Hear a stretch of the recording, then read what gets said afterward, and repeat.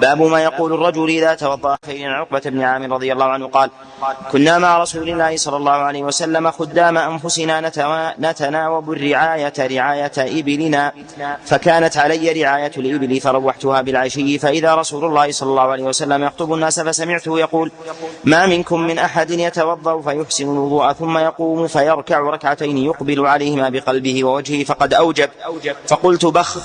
فقلت بخ ما أجود هذه؟ فقال رجل بين يدي: التي قبلها يا عقبة أجود منها. فنظرت فإذا هو عمر بن الخطاب رضي الله عنه. قلت: ما هي يا أبا حفص؟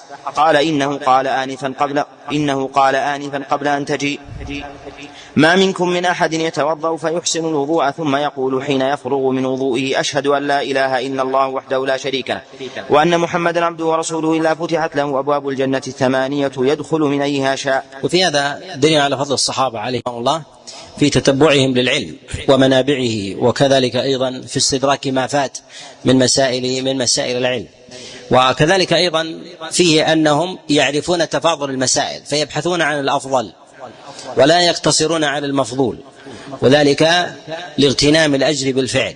ولهذا لما جادت هذه المسألة عنده بين له أن ثمة أجود منه. وصفة أهل الإيمان وأهل العلم أن يتبعون الأفضل، فذكر الله عز وجل عنهم أنهم يستمعون القول فيتبعون أحسنه، يعني ثمة أشياء ومراتب فيأخذون الأعلى. أما معرفة الدين بالجملة من غير معرفة مراتبه هذا قصور، فلا بد من معرفته بداخله، معرفة مراتب الصلاة وأي أفضل من هذه، ومعرفة أيضا العلوم وكذلك الصيام أي أفضل من غيره، حتى يحرص الإنسان ويأخذ من ذلك أعظم الأجر. ولهذا كان العلماء يتقدمون غيرهم. لماذا؟ لأنهم يعرفون مواضع التجارة في العمل، فيعملون ويبلغون. نعم.